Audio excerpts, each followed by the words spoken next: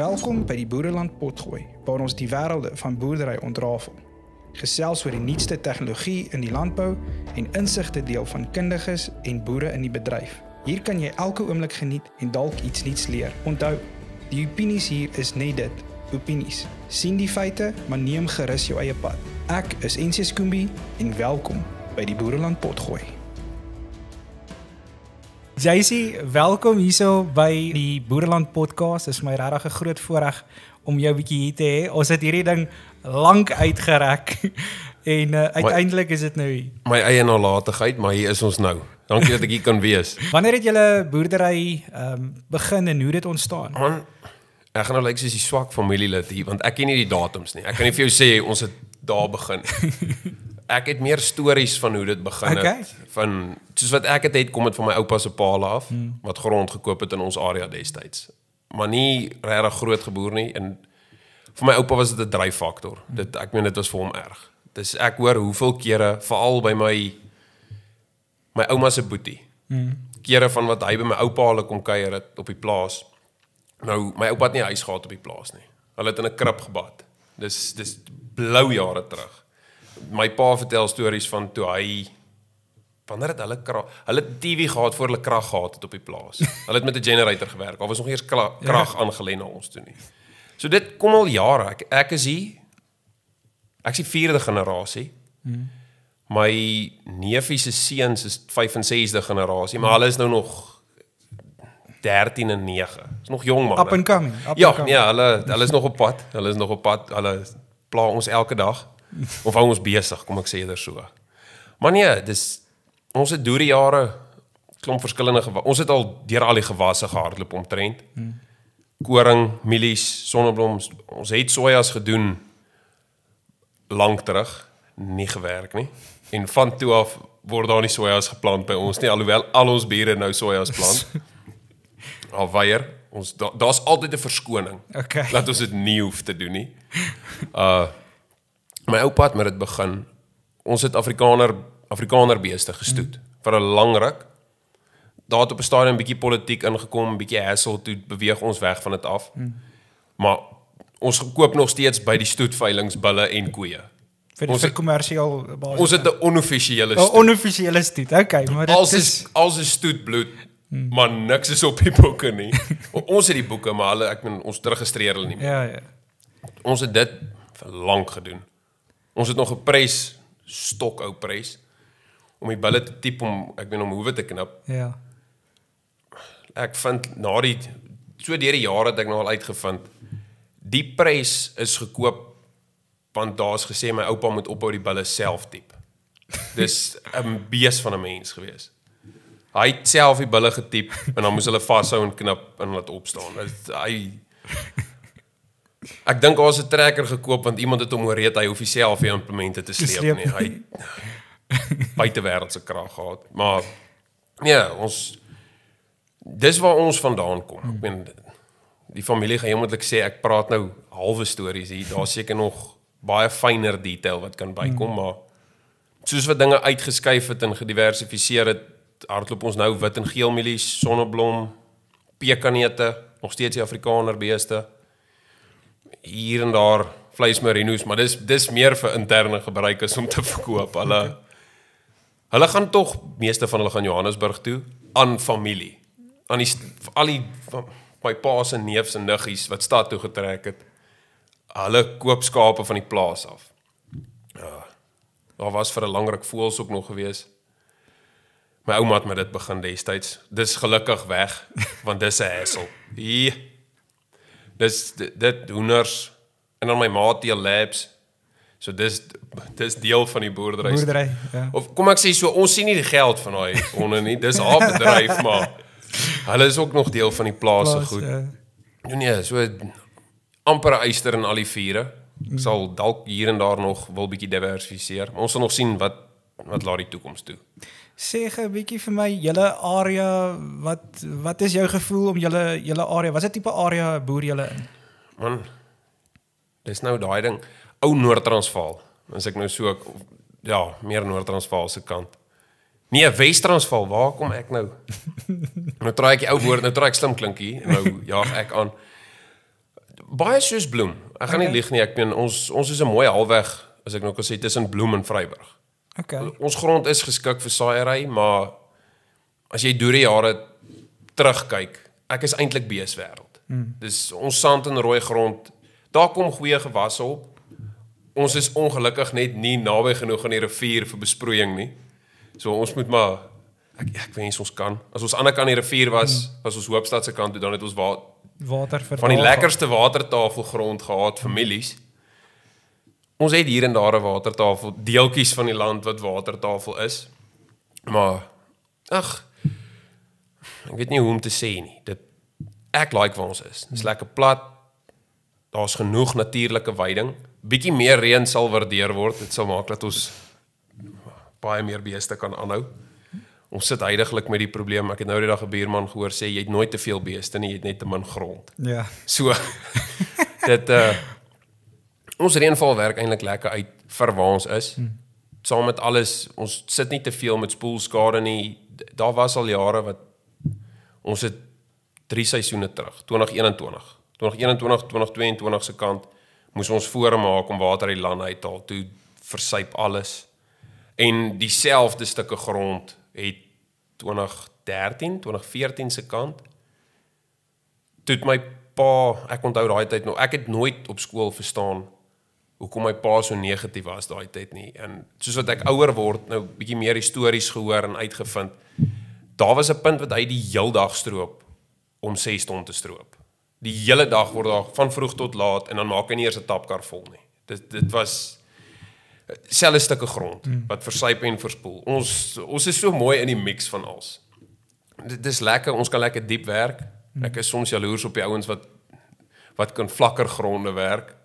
Maar ek meen ons primêre bewerkings is 32 duim diep. Ons druk 'n ripper diep in die grond in. So bietjie sand, bietjie rooi grond, hier en daar kalkklippe. Jy onthou vinnig waar die klippe is as jy daai ripper in die grond steek, maar dit werk eintlik lekker daar by ons.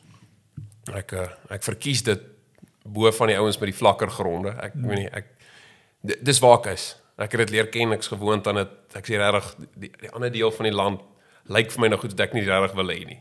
Die manier hoe hulle moet werk als ek like wat ons het. So sê bietjie vir my 'n ander ding. Wat is vir jou lekker van boerdery? Man, dis heel toevallig dat jy nou dit vra. Die buurman het gister so, hy was seker 1 uur en 'n half van daai stroper saam met my en dis nou 'n simpel ding, maar ek en my buurman lekker daaroor ook gepraat en hy het onlangs 'n kind gekry ook. Ek wil nie sê die leefstyl nie, want dan laat dit klink asof dit vreeslik glamorous is om te boer en ek meen ons almal weet dit is nie. Daar's min boere wat hulle cruisers vir lank ry. Daar kom swaar jare, maar ek meen vir my is dit net een van daai goed, ek's buite. Ek kan nie myself insien om 'n office job te hê, om in die dorp te moet wees nie. Dis vir my, dit breek my siel om te moet dorp toe te kom. So simpel as wat ek weet ek moet ry vir parte als breek, maar dis net lekker. Ek is buite, ek kan met my hande werk. Ek het altyd op skool gedink ek hoef nie met mense te werk nie, maar dit ongelukkig het jy trekkerdrywers wat jou frustreer, maar dit kan nie altyd net goed gaan met alles nie. So ja, as ek nou moet bietjie gelowig geraak, ek wandel in die skepping. Ek kan elke dag wonderwerke sien. Ek het die voorreg om 'n sonsopkoms elke oggend te sien, want ek is wakker daai tyd. Ek wag vir die son voor ons begin werk, selfs in die aande. Ek kan elke dag kan ek die sonsak sien. En dis iets wat jy nie besef tot jy in die dorp kom nie. Tot jy kom studeer of groot skool koshuis toe gaan en ek meen dit goed wat jy nie meer kry dan nie. Dan kom jy agter dis net lekker. Ek weet nie, ek wens ek kon iets filosofies sê oor dit, maar dis net lekker vir my. Om saam my pa te kan boer is vir my iets waarop ek elke dag dankbaar is. Ek sit met 'n klomp buurmanne wat nie veel ouer as ek is nie, wat se pa's ongelukkig oorlede is of familie moeilikheid en dan die kinders gaan weg of die ouer, ek hoef gelukkig nie met dit te sit nie. Ek het my pa, ons is baie aan dieselfde mens, daar's daar wat ons vuisgevegte is naby, Dit darm nog nie tot dit gekom nie. Skree maar net op mekaar en 'n halfuur later as ons weer chommies. Maar die feit dat ek die voorreg het om saam met hom te kan boer ook. Om saam met hom dit te kan doen, om aan te kan gaan met die familie goed. Ek mag geseën word en nog my kinders kan grootmaak op daai grond en my kleinkinders kan grootmaak. Die feit, die memories wat ek het van boerdery, so simpel as wat dit is, ek weet op elke stuk grond, op daai stuk grond het ek 'n bakkie se wiel in sy kanon ingery, want ek wou 'n springbok skiet wat vir my weggehardloop het. Ek weet waar het ek leer tapkarry, waar het ons werkers, hulle probeer my nou nog Tswana leer, ek is eintlik net 'n slapgat om dit te leer, maar waar hulle my probeer leer het, waar ek van die trekker afgeval, waar ek van die wa afgeval het, ek het baie geval, vir 'n lang ou like ek om te val, maar dit is goed wat ek nie sal wil verruil nie. Dis die vryheid wat ek het van om buite te kan wees, om iets te skiet, om met my hande te werk, om my pastoor hou nie daarvan as ek dit sê nie, maar boerdery is die grootste gamble wat daar is. Boere is almal dobbelaars, ons weier net om dit te erken. Maar om einde van die seisoen my harde werk te kan sien. Te sien wie wat ons het gedoen wat ons moet. Die lande was reg, my spuitprogram was reg. Ons het die regte saadkeuse gemaak. En al wat ek nie kan beheer nie is die weer. Dis nou dit in die mielieprys, maar daaroor kan ek niks sê nie. Hulle gaan nie na my luister nie. Maar om te kan sien wat ons gedoen het.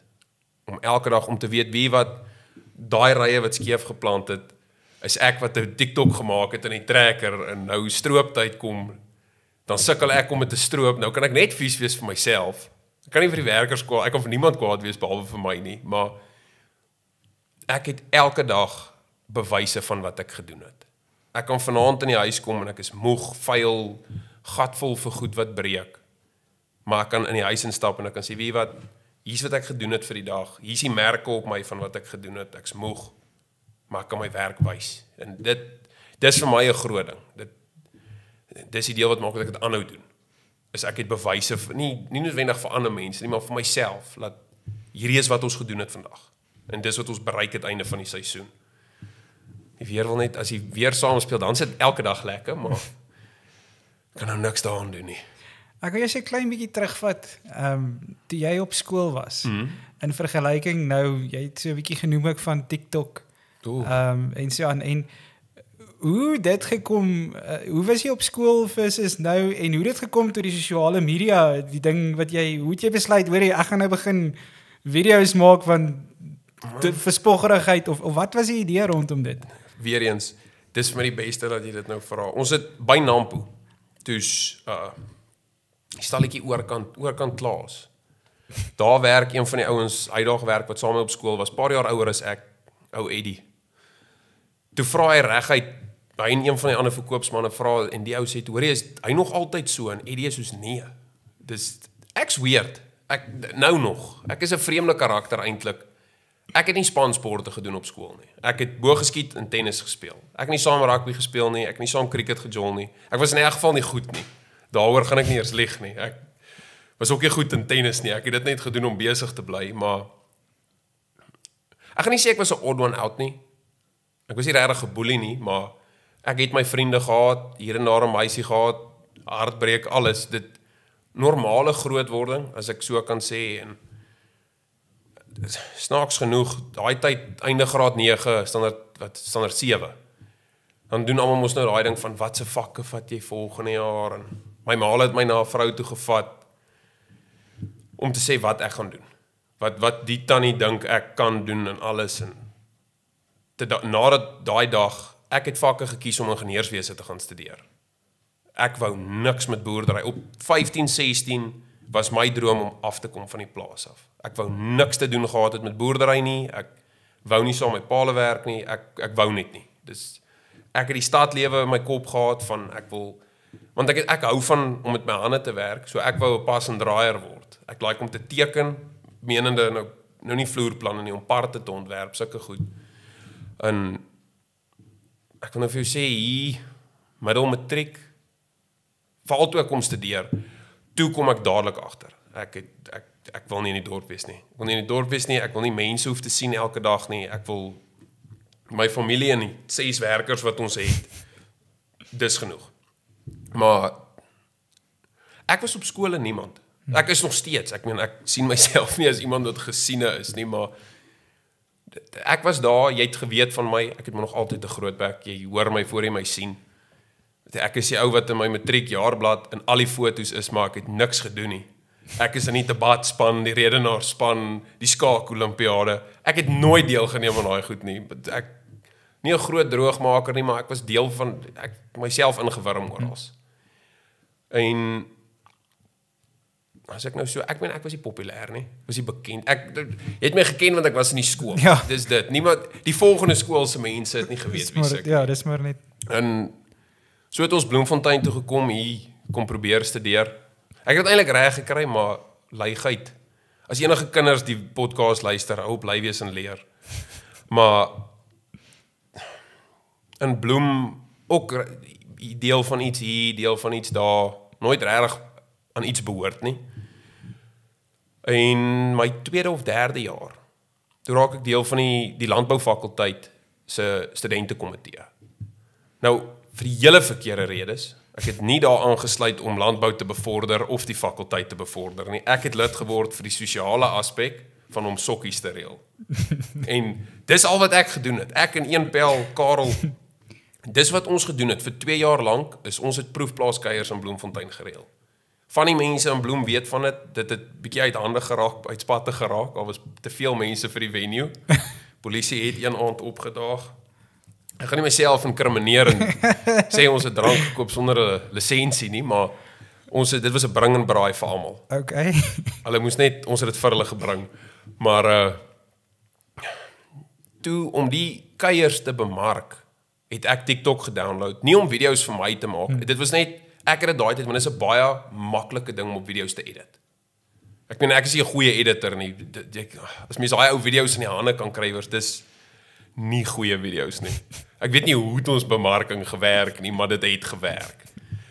En daai tyd toe COVID begin. Toe ek op die plaas. Ja. Maar ek het nog steeds my TikTok. En toe het ons komitee begin met dit deur, wie wat, ons begin 'n challenge vir die studente. Want my TikTok page was nie Bokwasi of wat nie, dit was UFS Landbou. Dit was UFS Landbou Studentekomitee, was my eerste username. Toe begin ons 'n ding vir die ander studente, maak vir ons video's van wat julle doen, omdat jy nie op kampus mag wees nie. Net om die gees aan te hou, mense net te laat vergeet van hierdie doom and gloom, van ons almal gaan tot sterwe kom van 'n siekte. Dis doomsday.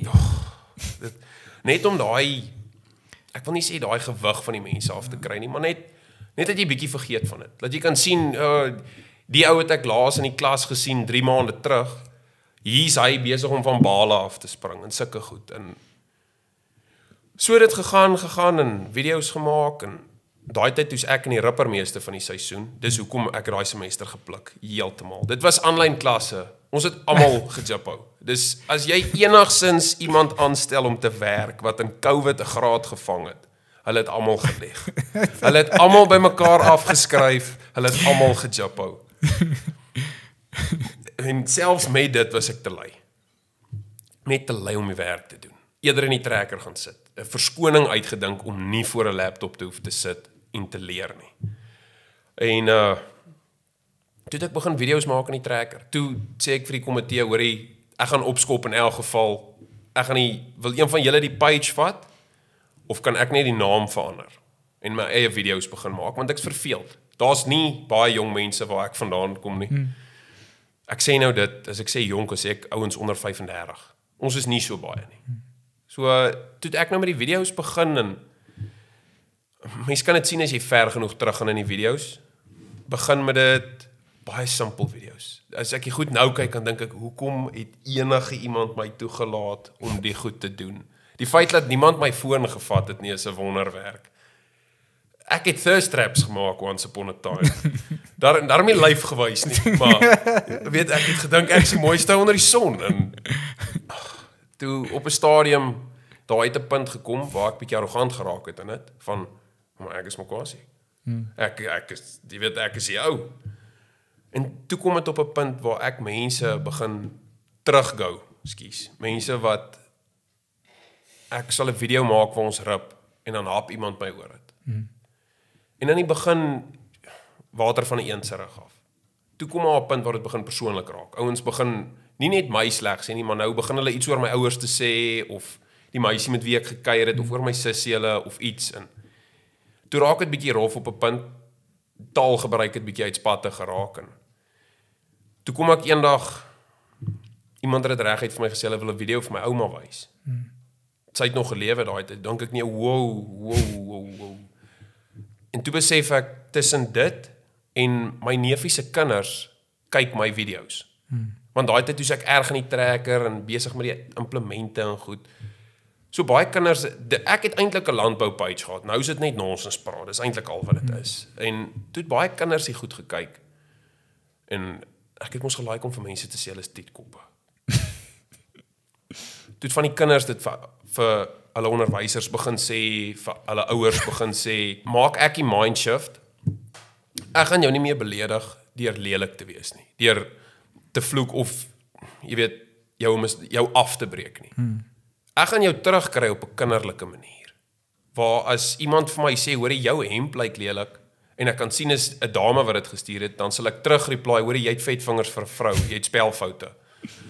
Ek gaan op daai manier, ek gaan jou soos 'n kind hanteer, want ek voel, as jy op die internet kan gesit en comments los, is jy 'n kind in elk geval. Dit is 'n mors van tyd. So toe dit gedraai, waar ek besef het, maar wie wat, ek is nie als nie. Ek is net geseën deur mense wat dink ek is snaaks. Want ek is ook nie altyd snaaks nie, ek kom dit duidelik agter partykeer. En so dit verander na dit toe. Saam met dit het ek al die geleentheid gehad om uitstekende mense te ontmoet, om met besighede te werk. Ek meen, Boereland, ek het julle leer ken te dank aan dit. Ek meen, as ek hierdie video's gedoen het, was ek nie deel van julle nie.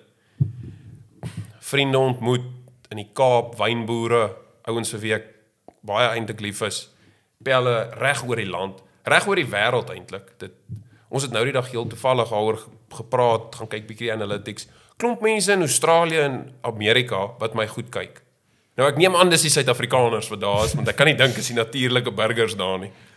Maar net soos wat dit gegaan het, en ek word elke dag, dan kom ek agter, maar mense sien actually die goed.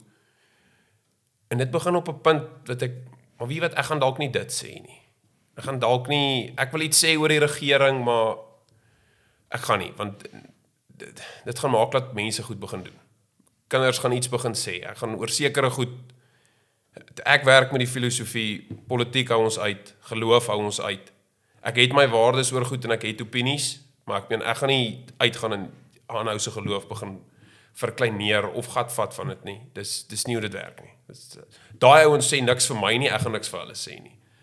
Maar ek meen hier en daar is maar 'n bietjie tong in die kies video, bietjie mense se bene trek oor gewig en liggaamsbou en maar dis 'n ander ding. As jy nie vir jouself kan lag nie, dan is jy een van daai wat sê, "Ag, ek word geboelie."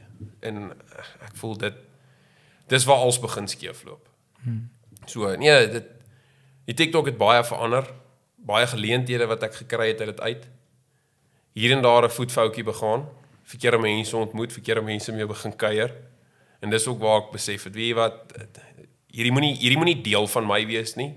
Dit moet 'n karakter wees. Dit bly afsonderlik, Makwasi is Makwasi en ek is JC. Ek kan nie dit meng nie, want ek is eintlik skaam.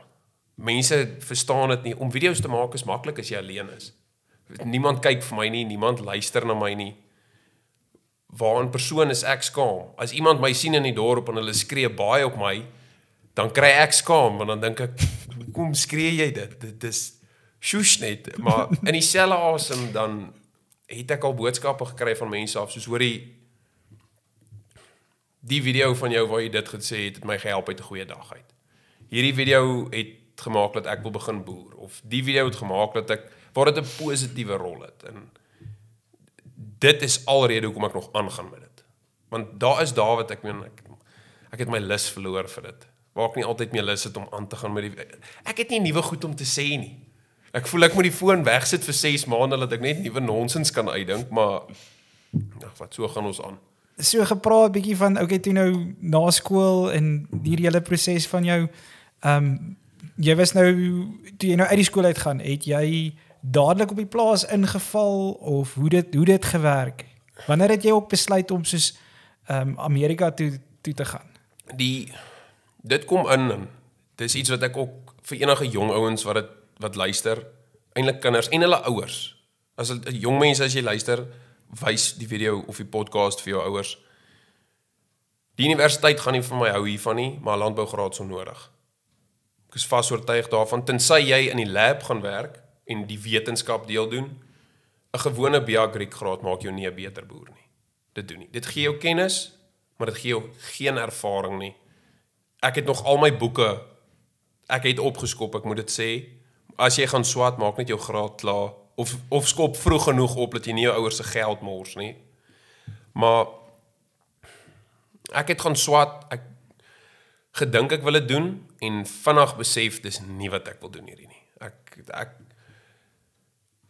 Mense gaan sê ek is bederf oor die manier hoe ek het sien, omdat ek kan terugval op die familieplaas. Ook nie eintlik nie, ek meen, my pa sal reguit vir my sê, hoor, vat jou goed en waai. Dus ek meen, ek moet werk vir wat ek daar kry. Maar, ek het vroeg genoeg agtergekom, ek wil nie werk in landbou nie. Ek wil boer, dis wat ek wil doen. Ek wil nie, en ek kyk nie neer op enige smous of verkoopsman nie, maar ek wil nie my BA-Agric graad klaarmaak, en sou die boerdery platval, want dit was die hoofrede hoekom ek gaan studeer het, is, wat as die grond gevat word, of ons speel bankrot, of als brand af, of als word gesteel, dan kort ek 'n backup plan. En vir my dit net 'n eenvoudige ding geraak. Boerdery is my passie, dis wat ek wil doen, dis wat ek gaan doen. Ek kan nie myself insien as iemand wat saad verkoop nie, of kunsmis, of gif, of trekkers, of maak nie saak wat nie, want die naaste wat ek aan my passie kom is, ek moet kyk hoe ander ouens dit doen. Ek wil graag boer, is al wat ek wil doen, nou kan ek nie, maar ek kan aan jou saad verkoop ten minste, en bietjie nonsens praat, en hoe kan ek 'n draai op die trekkery, eintlik wil jy as boer nie hê ek moet nie, jy wil hê die werk moet loop, maar ek wil net weer 'n deel van dit terug hê. Toe na lang praat, daar was trane, ek gaan nie lieg nie, ek is man genoeg om dit te sê, ek het uiteindelik met my ouers tot op 'n punt gekom waar ek gesê het, ek gaan opskop. Ek kan nie hierdie mee doen nie, dit werk net nie vir my nie. Jy het nou vertel van hoe dit nou gekom het, maar wanneer het jy nou besluit om Amerika toe te gaan? Ek sou daai jaar, 2020 was ons toe COVID begin het, en toe ek 6 maande by die huis, en in daai 6 maande het ek oortuig gaan opskop, en kyk, dit was nie 'n maklike fight daai nie, maar ek gaan nie sê ek het gewen nie, want tegnies het ek seker maar tyd gemors, ek voel ek het nie, maar toe sou ek 2021 oorgaan. Toe, ek gaan nie name noem of sê wat nou gebeur het nie, maar toe is daar 'n bietjie van 'n insident, toe kon ek nie oorgaan nie. Iemand het goed gesê, en dit het nie gebeur, valse beloftes was gemaak, leebeloftes, en toe het ek nie gegaan nie. Toe is ek het van COVID af, die hele 2021 deur, was ek op die plaas. Dis waar meeste van die live video's vandaan kom, as mense dit sien, is waar ek met die groot mallet nog gehad het, kort in die trekker, dit was daai jaar. En so einde van die jaar se kant toe sê ek vir my pa, maar ek gaan oor. Ek wil dit gaan doen, ek wil dit net ten minste 1 jaar gaan doen. Ek wil daar kom, ek wil sien hoe dit is dit vir my, want my pa is nog jonk, hy word hierdie jaar 53, 3 of 54, ek kan nooit onthou nie, hy is 27 jaar ouer as ek, en ek 26 nou, so dan sê hy, nou kan ek nie onthou nie. Ja, is omtrent so in die vroeg 52, daar rond, 52, 53, en toe sê hy nie is reg, hy gaan my nie keer nie, sy grootste oortuiging vir my om te gaan, is, ek moet net vir 'n slag vir 'n ander baas gaan werk as vir my pa. Laat ek net kan sien, my pa is nie so slegte baas nie. Want dis maklik as jy heeltyd vir jou pa werk, om te dink, yes, my pa is onredelik oor dit, hy is onredelik oor dat, veral as jy nog jonk is, en so het hy vir my gesê, gaan chop net bietjie af, vir aanhou. Gaan besef net, ek is nie so slegte mens soos wat jy dink nie. Ons het 'n goeie verhouding. Ek laat dit nou erg klink. En so het dit gekom, die agente was kwaad vir my. Want ek het al die agente gebel. En ek het by al die agente vorms ingevul. Want almal sê vir my, hoor jy, dis moeilik om oor te kom. Dis moeilik om jy sukkel om werk te kry als. En so die eerste agent my gebel met werk. Ons sou in Arkansas gewees het.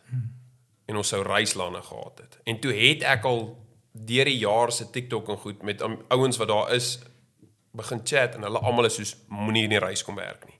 Dis nie lekker nie, hier slange, dis die water gee al dit moenie reis vat nie. Kry enige ander werk. So sê ek vir die agent, hoor jy, ek sal gee my is julle nie ander werk dalk nie. Dat ek net kyk of is daar nie ander werk nie. So bel die ander agent my. Al het vir my werk. Hier is die baas se nommer by Dean Farms, 2 boeties. Onderhoud gehad met die boetie en ek het die werk gekry. My groot ding op my CV was, ek het myself onderverkoop, nie geoversell nie. Vir my dit gegaan, jy dink jy moet 'n CV maak, net om 'n agent te bel en vir jou te sê, hoorie, ons soek nie jou CV nie, vul asseblief ons vorm uit. So jy het verniet 'n CV opgestel. En al hulle goed wat ons moes invul, hoe goed kan jy trek kry? Glad nie, 'n bietjie, redelik goed, ek kan en ek is 'n meester. En ek het nooit op daai goed, ek sê nie ek is die beste nie, maar ek het nooit gesê nie wat ek kan nie. Ek het myself onderverkoop en gesê, ja, ek weet hoe, ek is nie die beste nie, ek kan, maar ek kan ook nog leer. Sodat as ek daar kom, moet daai ouens besef, die ouetjie het vir ons gelieg. Hy is beter as wat hy gesê het hy is. Laat hulle impressed is met my werk, nie teleurgesteld is, en dat ek nie kon doen wat ek gesê het nie. So ek selfs met 'n sleg CV, het ek die werk gekry toe. Saam, ons was in die begin 4, toe kom daar nog 2 ouens by, saam 6 of 5 ander, bakgat Suid-Afrikaners gewerk. Ek is geseën in dit, ek het saam 5 ouens gewerk, en ons het mekaar verstaan. Ons het goed oor die weg gekom, daar kom 'n punt wat jy die huis net mis, en ouens begin op mekaar se senuwees klim, maar ons het goed oor die weg gekom. Ons het mekaar, die ouens saam wie ek gebly het, ons het 'n roetine gehad, ek haat kos maak, en Tian kon uitstekende kos maak, hy het lekker kos gemaak. So as ons in die aande by die huis kom, pak ek ons skaftings vanmôre en Tian maak aandete. Of ek vee die huis uit en Tian maak aandete. Ons het so, want ek wou nie kos maak nie. Ek is nou nog lui met dit. En bietjie koppe gestamp met die een baas. Ek wil hom nie sleg maak nie. Hy is seker 'n goeie mens in sy eie wil, maar ek en hy het bietjie koppe gestamp. Ek en die ander boetie het goed oor die weg gekom. En daar waar ek was in Mississippi is geen kennis wat ek kon terugbring Suid-Afrika toe nie. Die manier hoe hulle boer, die graan wat hulle plant, alles is heeltemal teenoorgestelde van ons in Suid-Afrika. Ek meen vloedbesproeiing is iets wat ek op video's gesien het, en toe het ek 'n dag, ek kan dit nie hier doen nie, ek het nie genoeg water, niks vir dit nie. Ek het vir die 9 maande wat ons daar was, nie 'n bees gesien nie. Want Mississippi doen nie vee nie, dis saaiery, dis snaaks genoeg, dis mielies, sojas, rys, van die ouens doen bietjie koring, en baberplase. Daar is hoeveel ouens wat groot gronddamme het, wat babers in het, wat verkoop word om te eet. Ek meen, daai goed word gedokter. Hulle kry medisyne, hulle kry goeie dieet, skoon water elke dag. Dis health and safety was erg op dit. Ek eet nie 'n baber nie, en hulle was baie kwaad omdat ek dit nie daar wou eet nie, maar ek het nooit vee gesien daar nie. So ek kon niks van dit wat ek daar geleer het, teruggebring het nie. Maar die manier hoe die 2 boeties gewerk het, kon ek baie uitleer oor wat om nie te doen nie. Ek laat dit klink asof dit 'n hondeskou was daar. Dit was nie, daar was net nie altyd goeie kommunikasie tussen hulle, en daardeur het ons bietjie gesukkel. Ons ouens het bietjie afgechop, so nou en dan. En uit dit uit kon ek baie leer oor hoe ek en my pa moet werk. Ons kry dit nie altyd reg nie. My ego is maar nog bietjie groot party daar, en my temperament is bietjie korter as my pa se, so dit, en so het ek oorgegaan soontoe, en Dit was lekker. Ek is tot vandag toe, ek is glad nie spyt. Ek is oor een ding spyt dat ek oorgegaan het, maar ek meen, dis hard, dis vrou my saak, so ek gaan nou nie mense verveel met dit nie. En, nee,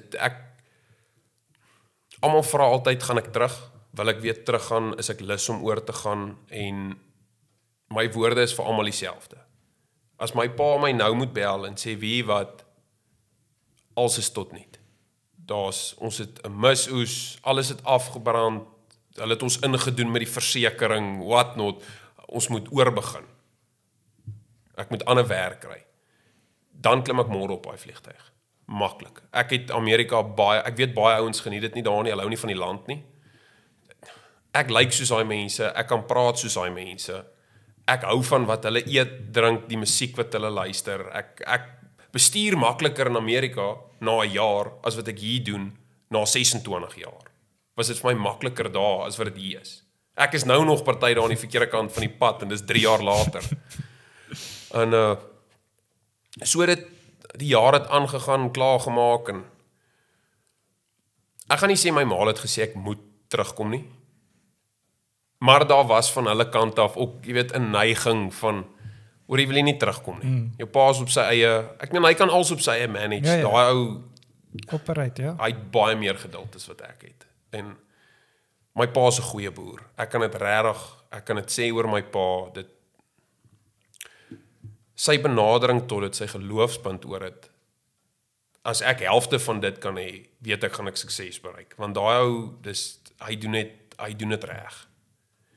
En so het dit half 'n rol gespeel. Obviously, 'n ou se hart is ook mos nou hier van soek 'n vrou, soek al daai goedjies. So wil maar terugkom ook. En so het ek teruggekom en ek gaan nie sê ek wou nie teruggaan nie, maar ek het hier met goed begin.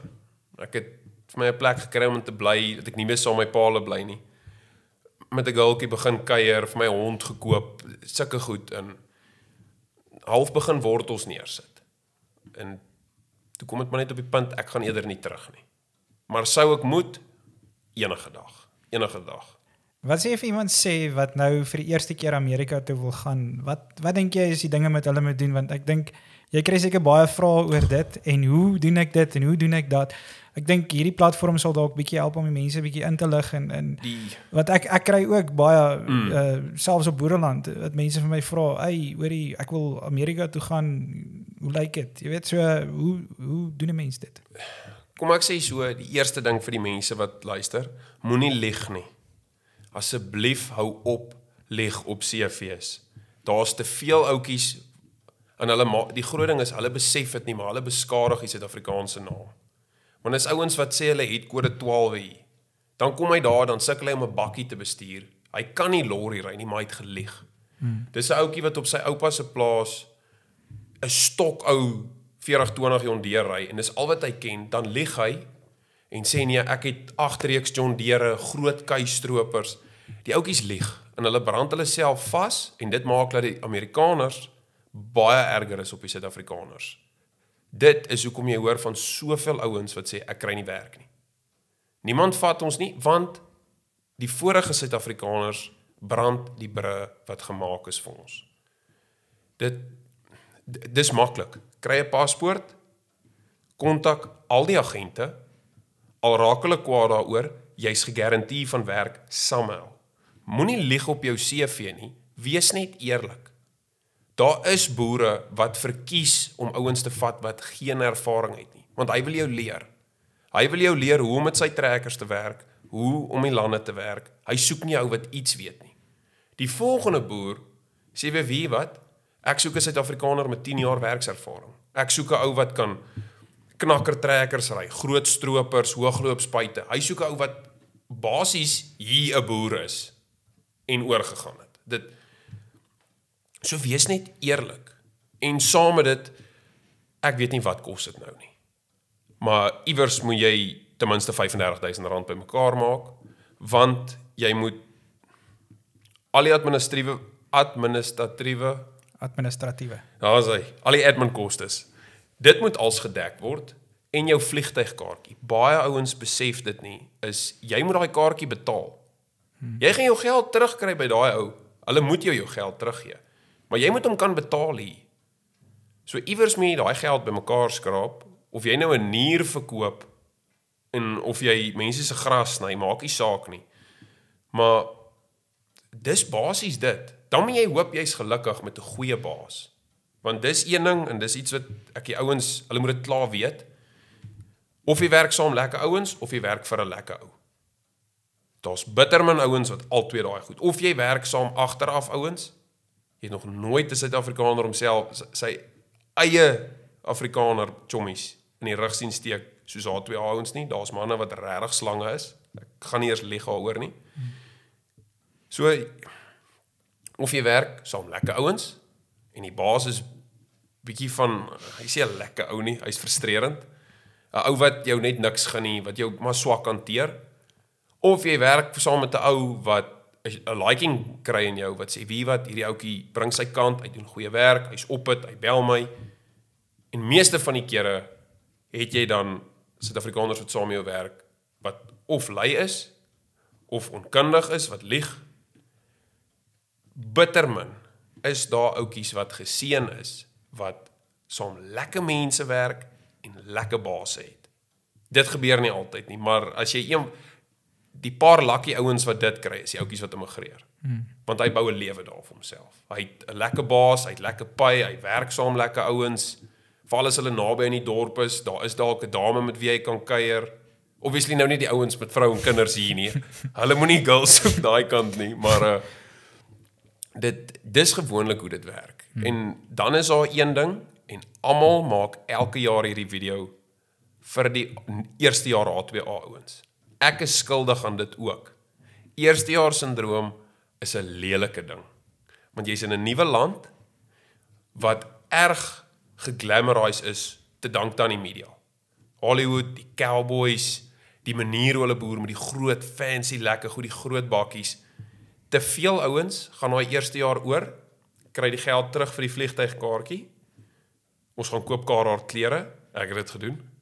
Hulle gaan koop duur cowboy boots, 2, 3, 4 pare, goed wat hulle in elk geval nie nodig het nie. En hy brand al sy geld in Amerika, kom terug, en dan het hy nie geld vir daai 3 maande om weer oor te gaan nie. Want dis iets wat baie ouetjies vergeet is. As jy nie 'n werk jy het vir daai 3 maande nie, dis 'n 3 maande vakansie dan vir jou. Jy moet dit kan finansier. Want in daai 3 maande gaan jy see toe. Jy gaan by al jou pelle gaan draai.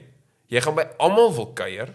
As jy nie 'n bakkie koop nie, koop jy 'n boot, want dis gewoonlik wat die ouens doen. En dan grou hulle self in nog 'n dieper finansiële gat in. Waar werk net as jy beplan om dit te doen vir meer as 'n jaar. Sit geld op sy om terug te gaan en 3 maande te survive. Verder geniet dit. Geniet jou jaar. As jy vir 'n boer werk wat jou die geleentheid gaan om te kan 'n toerist wees, doen dit. En dan as jy terug gaan, spaar jou geld. Jy het klaar die goed gesien wat jy wil sien, jy het klaar die goed gedoen wat jy wil doen. Spaar jou geld en begin iets hier. Maar daar's te veel ouens en ek is deel van hulle. Grand klere gekoop, lekker kos geëet. Hiernatoe gekom, wat is die eerste wat ek gedoen? 'n boog gekoop. Ek kon daai geld gespaar het vir enige iets anders, maar dis om daar te kom is nie die moeilike ding nie. Dis maklik. Jy wag net. Dis die onsekerheid van, gaan ek werk kry? Gaan ek nie werk kry nie? En dan as jy daar is, baie ouetjies, hy gaan met die verkeerde mentaliteit. Hy gaan met die mindset van, ek gaan die boer wys hoe om te boer. Ek kom van die Vrystaat af, ek sal daai ou wys hoe werk goed. Dan sê jy, dis 19-jarige ouens wat oorgaan, dan wil hy nou vir 'n ou wat 50 is, gaan leer hoe om in sy eie land te boer. Daai ouetjies kom terug. Daai ouetjies maak nie 6 maande nie, want hy irriteer die baas. In dieselfde asem, en daar's baie sulke ouens, hulle boer in Suid-Afrika, familieboerdery, maar daai laai ken nie harde werk nie. Hy ken nie van om graaf te swaai en store te vee nie. Want daar's werkers vir dit, so hy hoef nie. Hy ry die trekker, hy het sy Hilux, hy gaan aan, hy het sy cruiser, sy Ranger, maak nie saakie. En daai ouetjie gaan oor met die mentaliteit van, Ek is hier om trekker te ry. Ek is hier om in die groot, fancy, lekker toerusting te sit. En baie oukies besef het nie, daai tyd wat jy daar aankom is nie trekkerwerk tyd nie. Daar word nog nie lande gewerk nie, daar word nog nie geplant nie. Meeste van die dele van die land het sneeu daai tyd. Jy moet slote skoonmaak, store uitvee, silo's leegmaak, wat 'n aaklige werk is as dit koud is. Daai sojastof pak in jou longe, jy hoes sulke swart slijm. Dit was vir my die ergste gewees, was om silo's te moet leegmaak. Ek het dit gehaat. Polypipe was niks teenoor dit nie. Maar te veel oukies is nie bereidwillig om die slegte werk te doen nie. Ons het in ons 3de dag, moes ons baas se sissie se huis se drein gaan oopgrawe, want die drein was verstop. Dis die werk wat ons moes doen. Ek doen dit nie eers hier nie. Ek kyk as ons werkers dit doen. Ek is bereid om daar te werk, want dis my hande werk is al binne, maar nou moet ek daar vir 'n ander ou dit gaan doen, wat ek nie ken nie, wat ek nie voor 'n liefde het nie. Nou moet ek dit daar doen. En daar's keer op keer ouens, hy gaan oor met die mindset van, ek gaan trekker ry. Ek gaan nie trekkers was nie, ek gaan nie store uitvee nie. Daai oukies, binne 'n maand is hy terug in die land. Hy's terug in die land, en al wat hy gaan vir jou vertel is, nee, daai ouens is so en so en so, en hulle is mislik met ons gewees. Dan kom jy by die ander ouens, wat saam met hom gewerk het, en jy vra, hoekom is die oukie terug? Ja, hy kon nie die werk doen nie. Hy was te windgat, hy was te arrogant, hy wou nie die slegte werk doen nie, hy het gedink hy kan net die lekker werk doen. Dis te veel wat dit gebeur. So, ek sal dit aanraai vir enige iemand. Vir enige iemand wat enigstens in boerdery wil belangstel, doen dit. Mans, vrouens, dit maak nie saak nie. Ek weet van 'n klomp vrouens wat daai kan boer, wat uitstekende werk doen. Wat ek haal my hoed af vir hulle.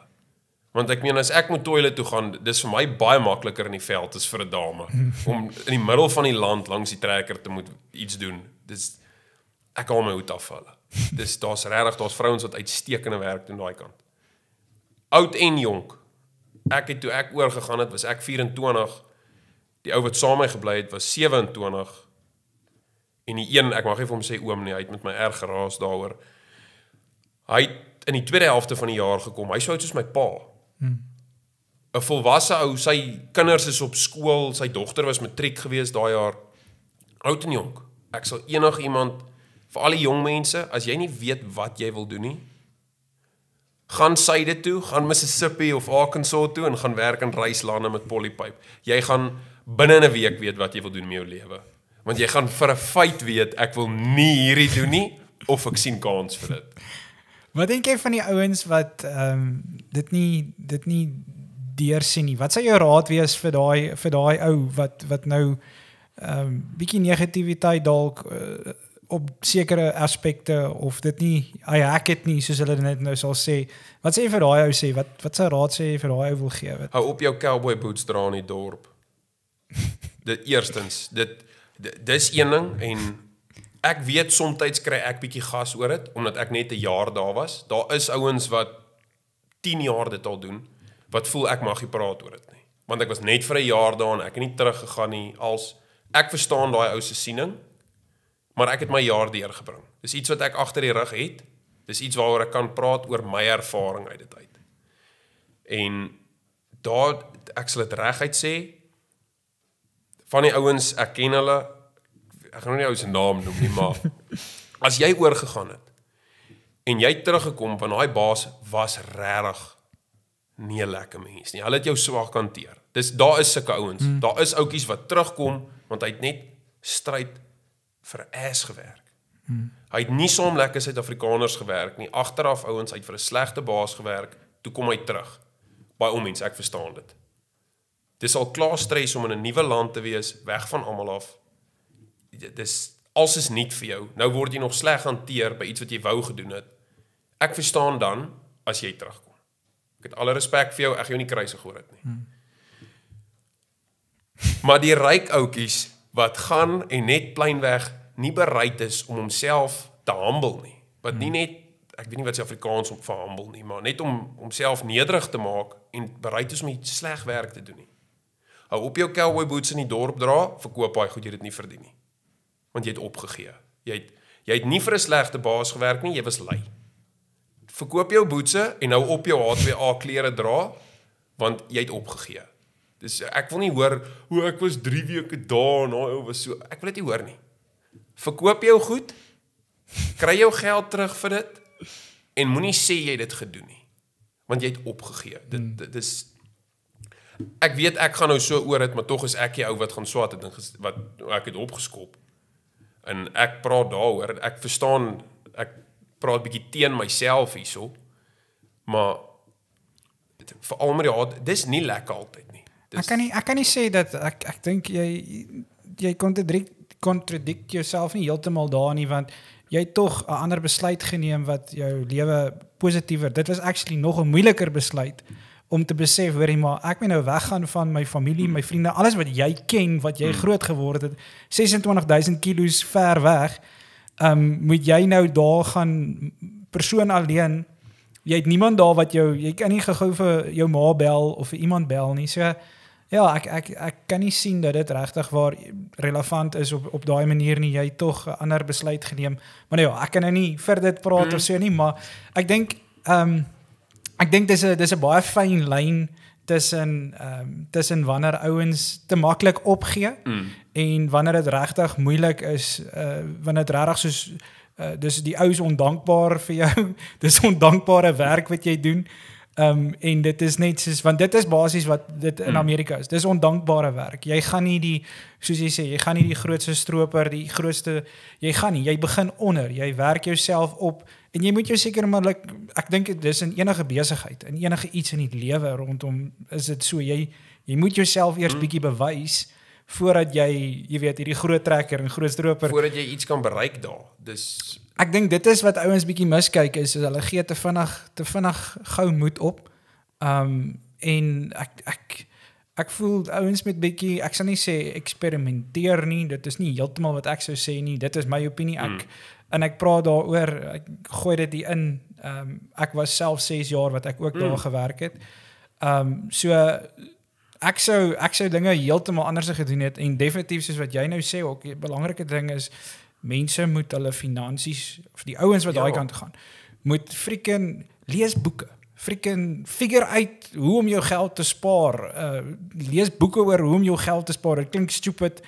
dit is soos iemand om vir iemand te sê, hoor ek gaan gym toe, dis deel van dit. Jy moet daai finansiële ding kan baas raak, want dit gaan gepaard met die hele H2A program, ek dink dis wat baie ouens wat jy sê, ek het dit baie insiggewend gevind, want dit is presies die eerste les wat jy eintlik leer, as jy daai kant is. Jy leer vinnig hoe om jou geld te werk, daar's 2 ouens, ek gaan hulle name nou noem, nou en dan doen hulle goed wat mense nou nie meer saamstem nie, maar Marcius en Reino, ek weet nou net nie wat Reino se van nie, maar ek weet Marcius is van Antwerp, hulle is op TikTok, albei is ouens wat H2A gedoen het.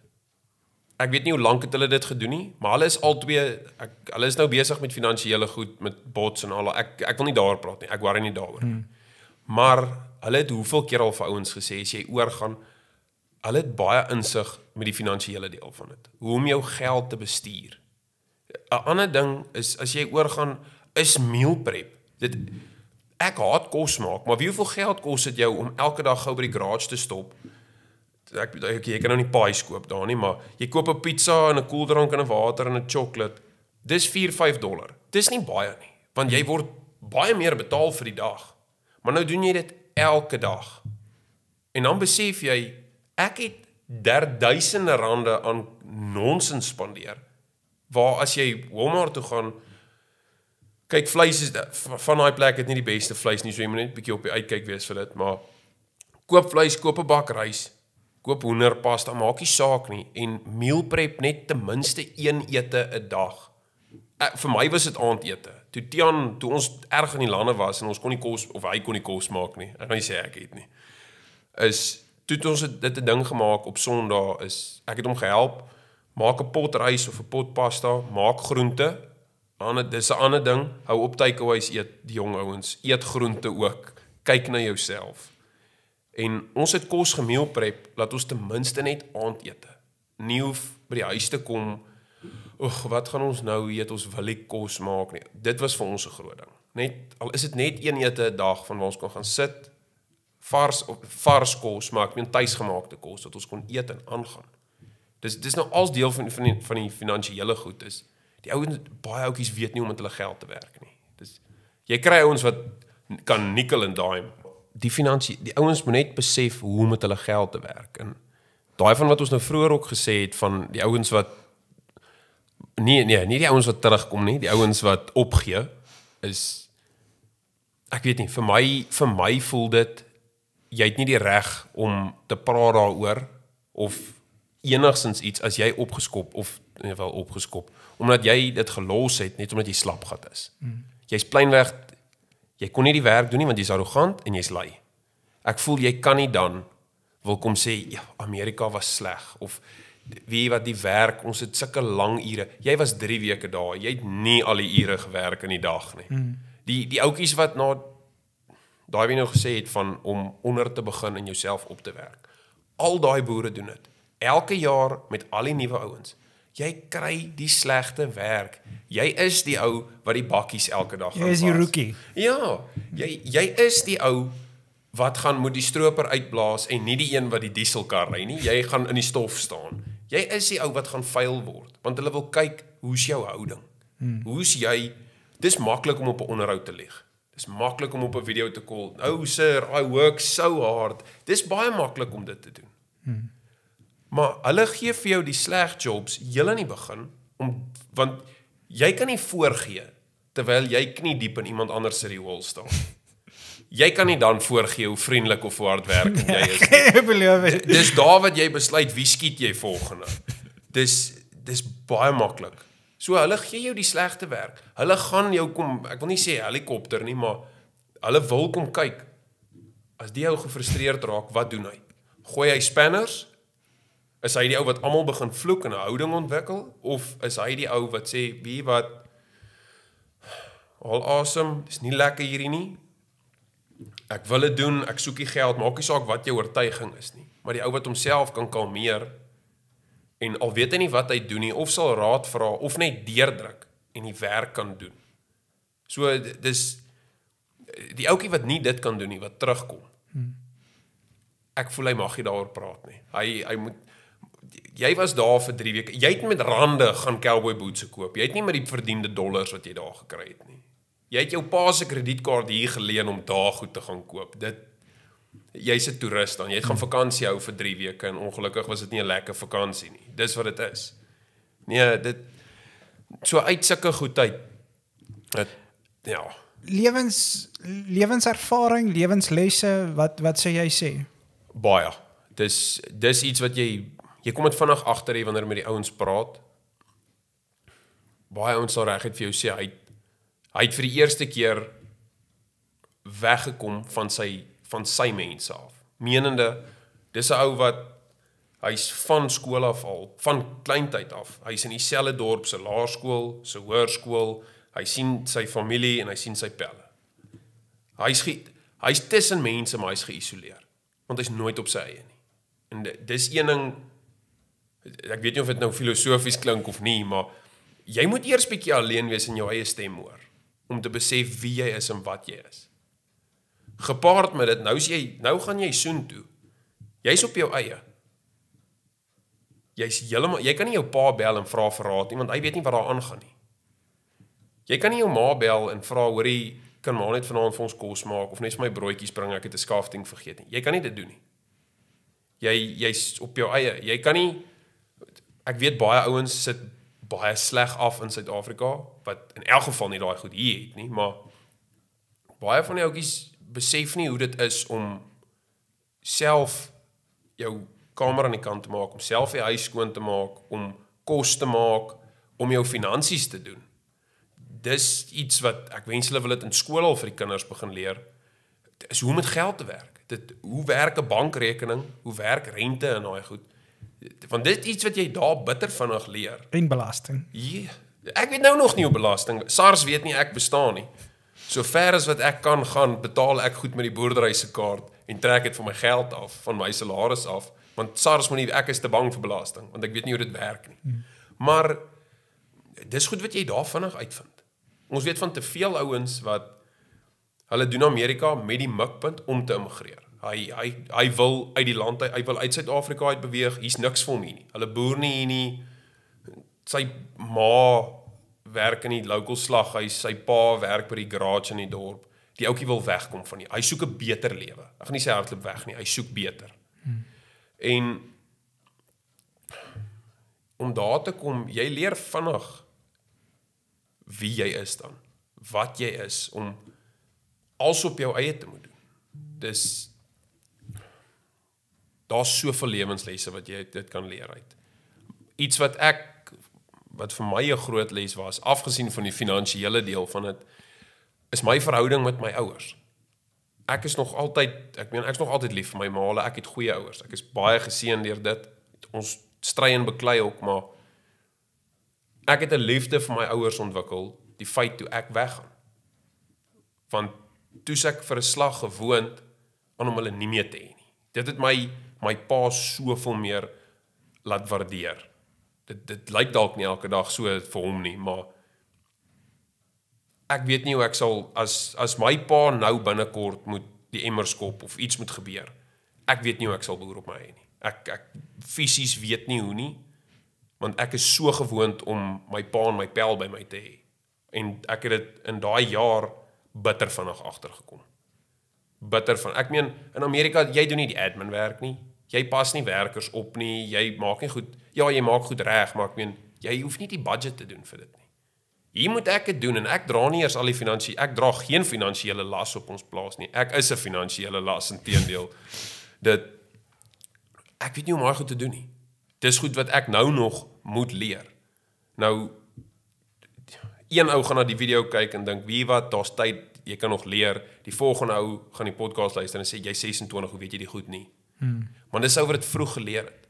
Ek het nooit nodig gehad vir dit nie. My pa is daar, my oupa hulle was daar, ek kon net die lekker deel van boerdery hê, en as jy daar kom, leer jy vinnig, maar hier's baie goed, waarby ek nog moet leer, nog voorgewoond raak. So nie eers gepraat van verhoudingwyse, dis een ding om 'n girl in 'n ander dorp te hê, dis 'n ander ding om vanaand te gaan slaap, dis 1:00 die middag by jou, jy wil 'n toebroodjie eet, en jou man of vrou sit hier, en hulle stuur vir jou good night nie. Dis iets, ek is gelukkig, ek het nie kinders of iets waarvan ek weet nie, so ek was besorg oor my maale. My maale en die enetjie met wie ek gekuier het daai tyd, en dit was dit. Maar vir die mense wat kinders hier het, ek wil nie weet wat se las is dit, nie 'n las nie, dit klink verkeerd, wat se gewig hulle moet dra van, jou kind is siek hier, nou sit jy daar, daai ouens gaan vir jou meer kan sê van hoe hulle 'n verhoudingsaspek geleer het. Vir my het ek dadelik vinnig agtergekom toe ek daar is, weet jy wat, maar ek kom 'n bietjie meer waardering teenoor my ouers wys, en ek kan dalk bietjie hier of daaraan werk wat verhoudings aanbetref met mense, maar dis moeilik.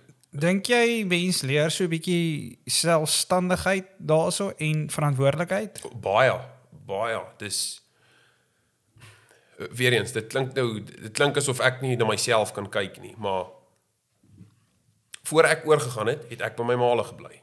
So, daar was altyd kos in die huis, want my ma het groceries gedoen.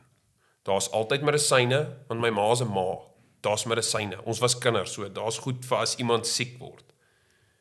Al daai goed, as jy daar kom, daar's niemand wat seker maak, daar's pleisters en verkoue medisyne in die kas vir die winter nie. Daar's niemand, jy moet dit self doen. Jy moet self besef, okay, weet jy wat? Ek mag dalk siek word, ek mag dalk lyfseer kry.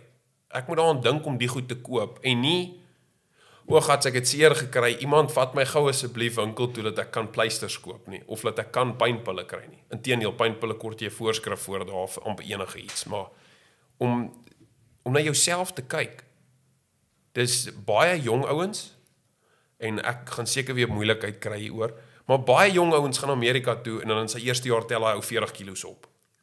Want hier maak sy ma gesonde kos, dis vleis, rys en groente.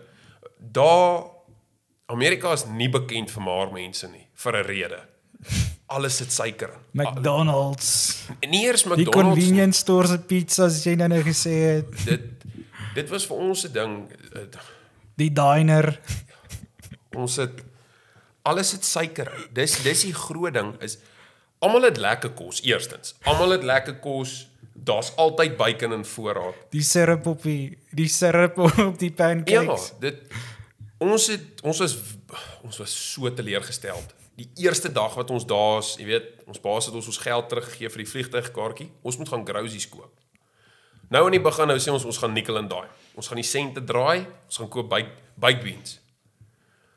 Maar ons kyk nie die labels nie. Ons sien net baked beans. En ons vat dis net ek en Tian in die huis. Ons vat 20 blikkies. Want ons gaan baked beans en mins eet. Ons is hier om geld te maak. Skep 20 blikkies baked beans. Kom by die huis, maak die eerste blikkie oop, vat 'n hap. Toe sê baked beans nie in tomatiesous nie. Ons is gewoond, dis al hoe jy baked beans kry. Tomatiesous of chakalaka. Dis die twee wat jy hier by ons kry. By hulle is die standaard is breinsuiker barbecue sous waarin die baked beans kom. Jy moet Italian style soek vir 'n tomatiesous. So wat daai wie sê van om selfstandigheid en verantwoordelikheid, om na jouself te kyk. Dit klink so simpel, maar soveel ouens vat hulle gesondheid. Die Engelse sê they take it for granted. Hulle is nie ernstig oor dit nie. Ek weet, ek het daai tyd, dit vang my vandag nog, my hart is nie wat dit moet wees nie, want ek is lief vir 'n energy drink. Ek het daai tyd toe ons grond geskuif het in Amerika, het ek 4-5 blikkies Monster 'n dag, met 'n koffie. Daai tyd het ek verskriklik baie nikotien ook nog gebruik, want ek het gepruim, ander goed ook, maar ek het glad nie gekyk na my gesondheid nie. Ek het opgestaan 4:00 die oggend, trekker toe gery, en daar sit ek, doodstil, al wanneer ek uitklim, is ek moet toilet toe gaan, of as die baas daar is en net wil hoor hoe gaan goed. Verder as dit sit ek die hele dag lank, tot vanaand 10:00 toe. Wat drink ek? 4 of 5 blikke Monster, 'n koffie en koeldranke. Ek koop takeaways voor ek in die trekker. Ek het glad nie na my gesondheid gekyk nie. Ek het gelukkig nie gewig opgetel nie. Maak nie saak hoe baie ek geëet het nie. Ek is daarom dankbaar daarvoor, maar soveel ouens, ek weet jy's daar vir geld, so jy jaag ure. Ek verstaan slaap is min. Maar die ouens kyk nie na hulle dieet en hulle fiksheid. Ek kan dit reguit sê, daai tyd in polypipe, wat ons moes daai waterpype uitlê en gaatjies slaan, dis die fikste wat ek nog ooit in my lewe was, is waar ek elke dag 2 tot 10 kilos gestap het agter 'n pyp aan en gaatjies geslaan het. Ek was nog nooit so fiks nie, ek het nog nooit so goed gevoel soos daai tyd nie, want ek was heeldag besig. Ek gaan nie nou as ons heeldag trekker gery het, by die huis kom en sê, ek gaan gou 5 kilos gaan stap nie. Ek gaan nie dit doen nie, ek is te lui vir dit. Ek kyk nou nie na my gesondheid nie. Daarom beter as daar, maar te min ouens, dit klink simpel om te sê, worry oor hulle self. Hulle kyk nie na hulle welstand nie. Kry 'n gesonde dieet. Ek sê nie moenie burgers eet en gaan op 'n diet nie, maar jy weet, maak net groente nou en dan. Maak tyd vir groente, maak tyd vir slaai, maak tyd vir daai hoendertjie. Die groenteboere kort ook geld, eet groente, hulle kort dit. Werk groente in, werk water in. En baie van die ouens moet stadig met die drank. Daar's te veel ouetjies wat hulle vergryp hulle in Amerika. Dis regtig daar's te veel ouens wat hulle naam weggooi en hulle lewens weggooi te dank aan dit. Dit so net om die verantwoordelikheid te hê vir jouself van wie wat? Ek gaan 'n gesonde lewe hê. Ja, ek werk lang ure, ja, dis slegte werk. Beloon jouself met 'n burger aan die einde van die dag. Of gaan die naweek en gaan eet uit. Dis heeltemal verstaanbaar. Dis nie lekker werk nie. Jy het small victories nodig in daai lewe. Maar kyk nou, jy kan nie elke dag 16 small victories hê en 'n chocolate koek opeet aan die einde van die dag. Jy kan nie dit elke dag doen nie. Jou hart en alles gaan ingee. Die ouens moet net, baie van hulle doen, jy kan dit duidelik sien, ouens wat hulle kry 'n gym membership, al gaan oefen hulle net Saterdag en Sondagmiddag wanneer hy dalk af het op die plaas of hulle gaan stap of ry fiets, net half en half na jouself begin kyk. Want ek meen dis een van daai goed, 'n jong mens verstaan dit nie. Ek weet dit. Enig ouer as 30 sal dit vir jou sê, kyk na jouself as jy jonger is, want dit vang jou. Hou op die swaar goed dra en met jou rug optel, jy gaan seer kry. Moenie dink jy is die forklift op die plaas en self die goed wil optel. Jy breek jouself. En te veel ouens breek hulle self vir die verkeerde redes. Hulle dink net nie oor dit nie. So ja, jy raak verantwoordelik. Ek voel jy doen. Ek kan reguit sê my na-uurse aktiwiteite, kom ons sê dit so, wat kuier aan betref, het baie minder geraak. Voor Amerika, ek het dit geniet om te kuier, ek gaan nie lieg nie. En daar het ek vinnig besef, maar ek nie tyd hiervoor nie. Ek is moeg. Ons werk maandag tot Vrydagmiddag, tot Saterdagmiddag. Ek gaan nie nou nog gaan kuier nie. Ek wil graag, dis 'n alleen lewe. Ek wil graag tussen mense wees. Ek wil ook gaan kuier en gaan dans en alles doen. Maar jy leer vinnig daar, wat, dis okay. Jy hoef nie. Die kroeg sal môre daar wees. Die dansplek sal môre daar wees. Gaan huis toe, kry slaap in, maak kos, bel jou ouers, bel jou vrou, jou meisie, maak nie saak nie. Kyk na jouself. Nie net noodwendig fisies nie, maar nou gaan nie sê sielkundig nie, maar na jou hart. Dit is 'n ander ding, is te veel ouens. Jou emosionele intelligensie ook rondom dit, want jy het mense in jou lewe nodig. Jy daai goed is belangrik. Ek dink dis die belangrikste goed. Jy kan enige ou gaan vra in die wêreld, hy kan al die wêreld se geld hê. Die een ding wat hy vir jou sê, die gouste wat hy agtergekom het, toe hy nou, wat ek al gehoor het, wat die ouens sê, is hy sal sy familie en sy vriende en die mense wat om hom is, hy sal hulle vir niks verruil nie. Hy sal al die geld weggee, as hy hulle kan hou, sal hy happy wees. En dis goed wat ek stem met jou 100% saam, jy moet bietjie kyk na jou emosionele kant ook van die hele ding. Ek meen, jy sê dit nou, hoeveel keer hoor ons nie van wat hulle met een of ander multibiljonair praat en sê, hoorie, as jy jou lewe kon oordoen, wat sou jy doen? Sou jy weer die bees, en hulle almal sê altyd, ek wens ek het meer tyd, saam my familie en my vriende spandeer. Ek sê nie jou lewe moet draai om jou vriende nie, obviously, jy moet iets doen. Jy moet 'n balans handhaaf. En dis 'n ding wat baie ouetjies wat oorgaan is, hulle besef dit nie. Ons werk, en op 'n naweek, jy's uitgebrand na die week se werk, gaan sit in 'n kuierplek, raak besope, en jy breek net jou lyf verder en verder. Kry net ek sê nie moenie drink nie, ek sê nie moenie daai gedoen nie, maar dis 'n deel van die verantwoordelikheid wat jy daar leer. Is van wat, dalk moet ek nie op 'n Dinsdag aand uitgaan en tot Woensdagoggend 2 uur toe kuier en 6 uur wil in die son werk nie. Jy gaan gis, dit werk nie. Dis 'n deel van wat die ouens daar moet leer. Nou, ja, dit is nogal interessant, maar wat wat is die planne vir JC verder? Dis nou een van daai goed, aardse planne, baie. Daar's te veel goed aan die gang. Ek sal graag as ons wat die boerdery kan aanbetref. Eerstens is ek wil graag by die boerdery meer betrokke raak, in die sin van om my kennis op te bou. Nie noodwendig, hoe kan ek dit nou stel? Ek wil nie net werk nie. Ek wil kan bydra. In die sin van met my kennis van om te mekaniseer, wat tegnologie aanbetref, die organika van dit ek wil daar kan bydra. Om dit te laat groei, om die boerdery verder te vat. Dalk 'n groter planter te kry, dalk 'n nuwe tipe saad te plant, dalk ander spuitprogramme op die beeste te gebruik.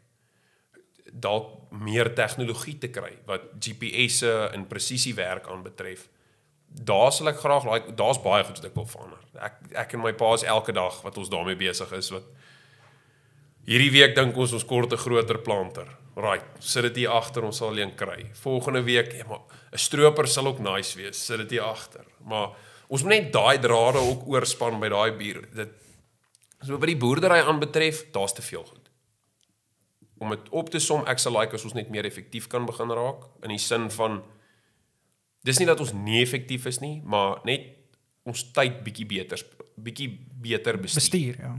Ons tyd en ons bewerkings, net die timing van ons goed dalk bietjie meer te mekaniseer sodat ons dit beter kan bestuur. Daar's duisende goed wat ek daar wil doen. Wat as ek nou so kan sê wat persoonlik aanbetref, ek sê altyd vir mense, solank ek net vrede kan hê, is ek happy. Ek worry regtig nie oor die geld nie, ek worry nie oor daai goed nie. Ek wil net gelukkig wees. Ek sê nie ek soek nuwe goed nie, ek soek net heel goed.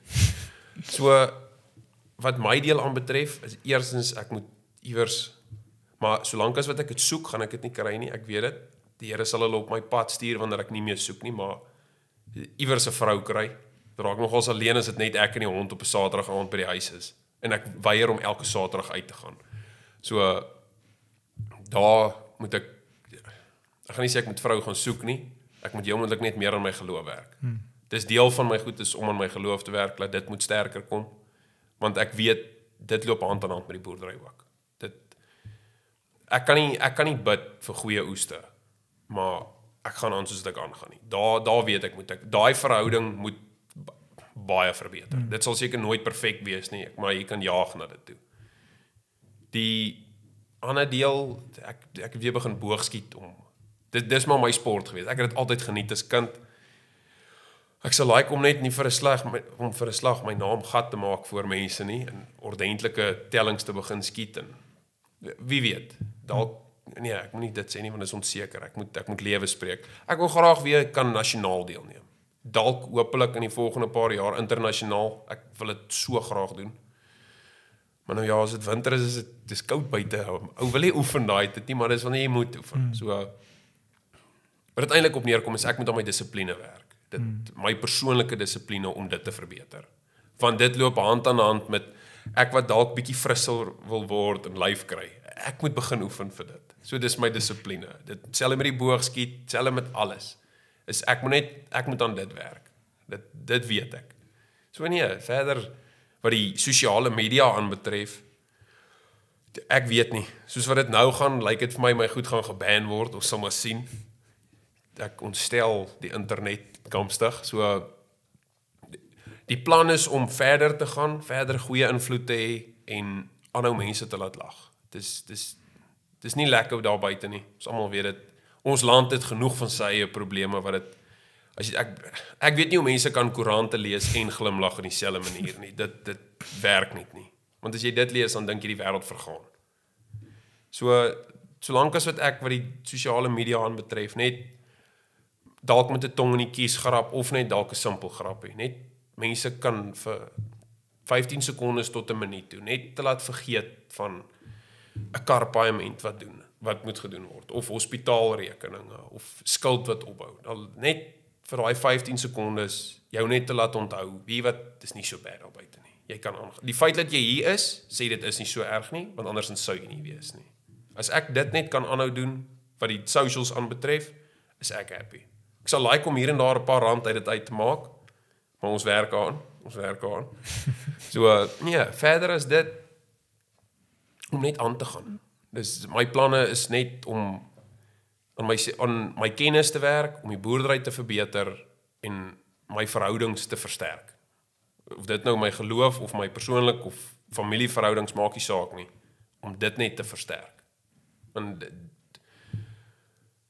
dit gaan nou simpel klink, shameless plug vir dit, dit is mos die Engelse woord vir dit, maar om boereland so goed ook te bevorder, dit laat meer mense lid word van dit.